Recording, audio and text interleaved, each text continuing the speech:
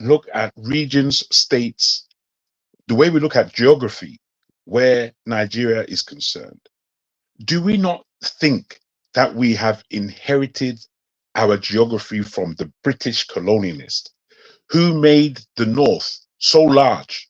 That was that they included the Midwest in the North. Where Southeast is concerned, if we are talking of Igbos in the Southeast, where we look at it geographically, we can see what they used to call Midwest. The opposite of that would be Mid-East. So, so the territories of the 5 states of the Igbo land, is this really the East? Because the East should really go to the border of Cameroon.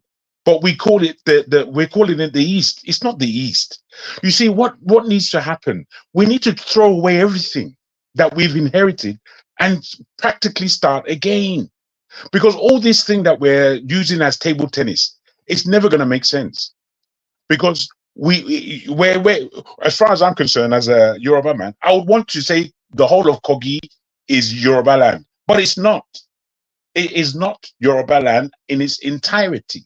There are too many other ethnicities there that are, and I'm not even the Igala and Yoruba, these are Yoruboid languages at the end of the day. They are very close. What I am saying is that all of the geography where Nigeria is concerned is all rubbish. All of it. It's rubbish because of where we inherited it from. What we have to do is brand new. We have to brand new the place. All this cloak and dagger that we have, it is extremely frustrating. You see, where Yoruba and Igbo are concerned, for me, the power in these two areas, we can't really ignore each other. And I believe that there is politics having us ignore each other.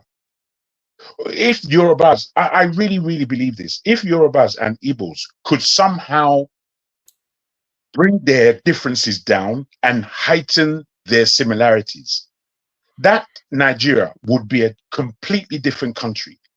You don't know that it's we in the South, in that South, no matter what ethnicity we claim, it is we in that South that are all over the diaspora. It is we. It is we who are sending money back into that country by the billions. It is we who are doing that. What? This is our money. This is us. This is us. How are we using arguments only? Where is the persuasion that, look, guys, my brother, I have 50 billion. You have 100 billion. Let's put this thing together. Let's call the South ours. The South is ours. Once we appreciate that, those people in the North have to wake up real quick, because in the North, the only union they have is Islam. They have no union ethnicity wise. They do not. The only union they have is Islam. Once they find out that they practice Islam differently, they themselves would have a different take on their ethnicity. I'm just suggesting this. Our ethnicity is important to us. Those that like to wave the flag that we are tribalist in our nature. I don't want to take on that because I think it's another European trope that we use to separate ourselves. Yes, okay, we are tribes. Yes, okay, we are indigenous. But the matter of fact is the power base is ours. Ours.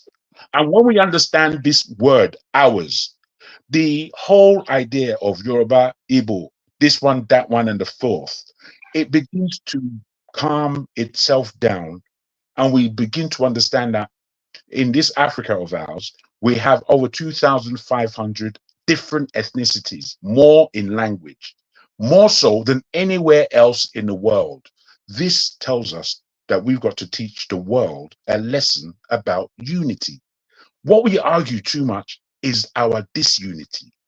And it's becoming perilous, especially at the time when we have our elite who are playing a completely different game than you and I. So I want us to, as proud as we are, I want us to somehow lessen our pride and really look at the demographic, geographical, political assuasions that we need to perform in order to press forward. We can't stay stuck in the mud. We cannot stay stuck in the mud. So all I want to put to all of us is that this geographical political designs that we have are firstly European and are secondly taken on by the elite in order to manipulate all of us and manipulate our pockets at the end of the day out of